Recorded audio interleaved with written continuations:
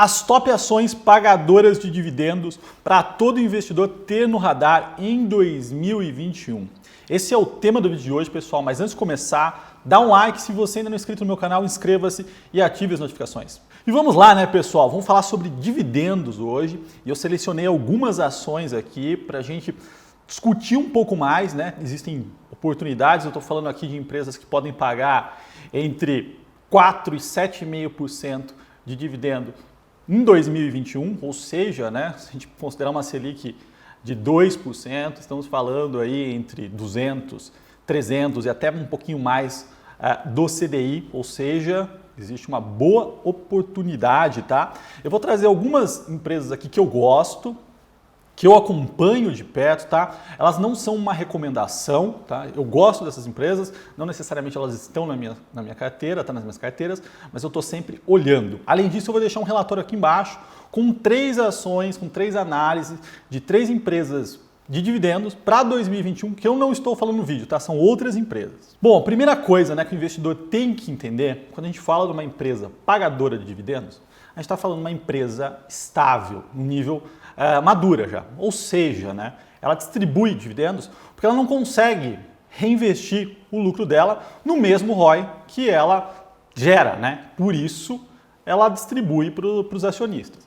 Então eu vejo muita gente discutindo, né, falando que tal empresa não é boa porque ela não paga dividendos. Bom, quando você investe numa empresa de crescimento, o objetivo é que ela não pague, né, que ela consiga crescer, reinvestir todo o lucro e ainda se alavancar, fazer follow-on, tomar dívida para conseguir crescer a um ROI muito maior do que o custo de capital dela. Então são coisas diferentes e isso tem que estar claro na cabeça do investidor. Mas quando a gente começa a falar então de dividendos, né, 2020 foi um ano meio apertado para algumas empresas, no sentido, teve muita volatilidade. Caixa foi rei, né, esse ano, então não fazia sentido para algumas delas distribuírem. Acho que esse era um ponto importante, né? Mesmo tendo gerado caixa, manter ali na operação era importante dado toda a volatilidade. E a gente vai começar a falar aqui de empresas que eu gosto, tá? Vamos começar a falar dos bancos. Então eu gosto bastante dos bancos. Os bancos tiveram uma regulamentação, né? O Conselho Monetário Nacional travou a distribuição de dividendos em 2020 até 25%. Se a gente pensar, Bradesco e Itaú distribuem entre 60% e 65% do lucro, né? Então eles não puderam distribuir. Teve mais um ponto, né, que eu vou tratar aqui, é que eles fizeram grandes provisões extraordinárias, tá? E essas contas aqui que eu vou mostrar, elas não incluem uma possibilidade de reversão dessas provisões, mas tem muito dinheiro que está provisionado, né? Foi custo no balanço dos bancos, não aconteceu o cenário adverso. E, se 2021 não acontecer, eles podem reverter isso, passa pela DRE, né, passa pelo resultado, e volta como lucro, né? Então, o lucro cresce bastante e acaba gerando dividendos para os acionistas, tá? Então, existe aí um upside risk em relação a ter mais distribuição se tiver uma reversão de provisão, tá, pessoal? Mas vamos lá, vamos começar aqui pelas empresas, né? E eu vou começar a falar de Itaú, tá? Então, uma das empresas que eu mais gosto, nos bancos, é o banco que eu mais gosto, tá? Pela qualidade da gestão, muito bem tocado, muito bem gerido. Os bancos grandes, né? Os grandes bancos nossos são muito bem geridos, todos, né? Mas o Itaú tem algumas qualidades a mais.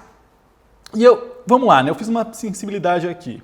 Se o lucro de 2021 for 30% abaixo e 10%, um intervalo, tá? 30% menor do que 2019 e 10%. Qual que é o yield, né? Qual que é o dividend yield que o Itaú paga? Então a gente vê aqui distribuindo 65% do lucro, né? Que é o que geralmente o Itaú distribui. A gente vai ver um dividend yield de 5,4% no caso de ter uma queda de 30% no lucro, ou no caso de ter 10% de queda de lucro, 6,9%. É um excelente dividendo, né? A gente está falando aqui de 3 vezes praticamente na média a taxa Selic. Outra empresa que eu separei foi o Banco Bradesco, tá? Então, na linha, né, o Bradesco e o Itaú são muito parecidos. Se a gente fizer a mesma sensibilidade, colocar aqui uma queda de lucro 30% ou 10%, vai esses dois, a gente vai ver um dividend yield distribuindo 65% dos lucros de 5,2% e 6,7%. Então, os bancos, né, com certeza vão distribuir bastante, né? Vai ter um dividendo alto em 2021, tem uma melhora acontecendo, né? O resultado do terceiro TRI já me mostrou uma melhora, o quarto TRI deve retomar, né? Deve ter uma melhora ainda. E um ponto importante, né? Como eu já fiz um vídeo, o último vídeo falando sobre os bancos, eu estou usando premissas conservadoras, tá? Então eu estou colocando aqui uma queda de lucro relevante em relação a 2019 ainda, tá? Então está voltando para um nível abaixo de 19. Outra empresa que eu gosto, tá?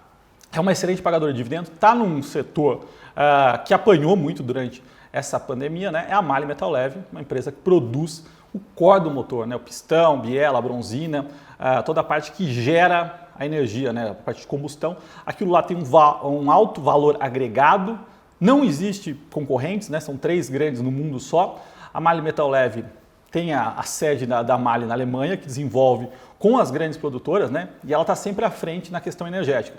Redução de motores, turbocompressores, eficiência. Então, ela é uma empresa que consegue se transformar ao longo do tempo, né? Fez aquisição nos últimos anos de empresas correlacionadas à refrigeração, ou seja, né?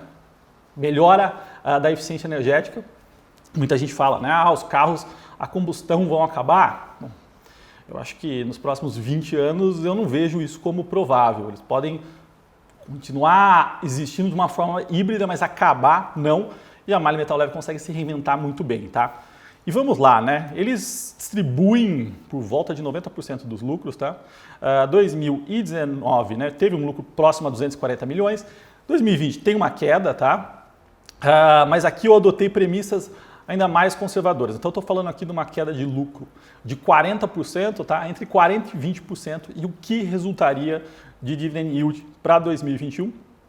E a gente está aqui entre 5,1% e 6,7%, tá? Então, uma queda de lucro ainda em relação a 2019, né, em 21 de 40%, a gente pode ver um dividend yield aqui de 5,1% e 6,7% no caso de cair só 10%.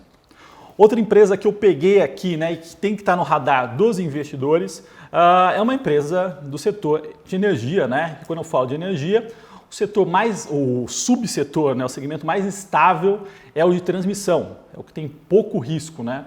Ele não tem risco praticamente de volume e de preços.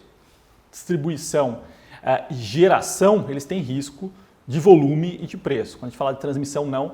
Então é o setor mais estável, previsível dentro da cadeia energética. E eu trouxe aqui transmissão paulista, tá? Então a gente está considerando aqui, estou trabalhando com lucro próximo a 1,8 bilhão de reais em 2021, tá? Pensando que nos 9 primeiros meses de 2020 ela já entregou um pouco mais de 1,7. Então é também uma premissa conservadora aqui, mas só para a gente fazer esse exercício. Então a gente está falando aqui que se ela distribui entre 50% e 75% do lucro, a gente vai ver um dividend yield de 4,8% a 7,2%, tá? Então é mais uma empresa aí estável, madura. A gente está falando de empresas aqui estáveis, maduras, consolidadas. Não são empresas que vão crescer do lado de, operacionalmente, né, 20%, 30% no ano, dado já a escala que elas têm. E por último, eu trouxe uma outra empresa do setor de utilities, né?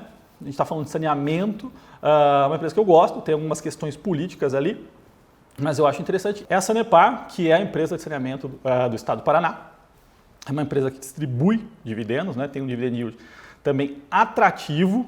E aí, trabalhando em 2021 com lucro próximo a 1,2 bi, a gente vê um dividend yield distribuindo entre 25% e 40%, entre 4% e 6,3%. Tá?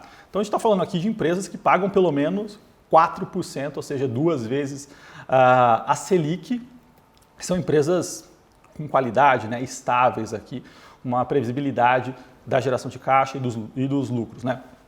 Gosto bastante dessas empresas, estão sempre no meu radar, tá? Estou olhando qual que faz mais sentido em cada momento. Além dessas aqui, eu deixei, né? Eu falei, tem um relatório aqui completo com 3 recomendações, tá? Que não são essas, são outras empresas que a Levante preparou. Então quem quiser baixar, é gratuito.